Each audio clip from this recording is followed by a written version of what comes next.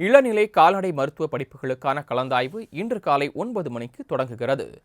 BVSc மற்றும் AH எனப்படும் கால்நடை மருத்துவ படிப்புகளுக்கான விண்ணப்ப பதிவு கடந்த ஜூன் மாதம் 3ஆம் தேதி தொடங்கி 28ஆம் தேதியுடன் நிறைவடைந்தது. பிவிஹெச்சி மற்றும் ஏஹெச் படிப்புகளுக்கு 14,497 பேரும், பிடெக் படிப்புகளுக்கு 3,000 பேரும் என மொத்தம் 17,497 பேர் விண்ணப்பித்துள்ளனர். இவர்களின் விண்ணப்பங்கள் பரிசீலிக்கப்பட்டு தரவரிசை பட்டியல் கடந்த மாதம் 7ஆம் தேதி வெளியிடப்பட்டது. இந்நிலையில் பிவிஎஸ்சி மற்றும் ஏஹெச் பிடெக் படிப்புகளுக்கு சிறப்பு பிரிவினருக்கான கலந்தாய்வு இன்று நடைபெறுகிறது.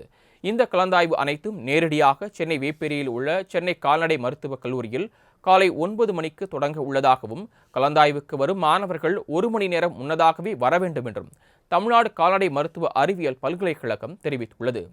பிவிஹெச்சி மற்றும் ஏஹெச் படிப்புக்கு முதல் சுற்று பொது கலந்தாய்வு இணையதளம் மூலம் நடைபெற இருக்கிறது. அதற்கான பதிவு மற்றும் கல்லூரி விருப்பத்தை இன்று முதல் 7ஆம் தேதி வரை இணையம் வழியே பதிவு செய்யலாம்.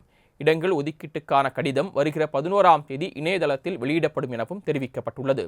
இதேபோல 7.5% உள் இடஒதுக்கீட்டின் கீழ் அரசு பள்ளி மாணவர்களுக்கான கலந்தாய்வு நாளை நடைபெற உள்ளது.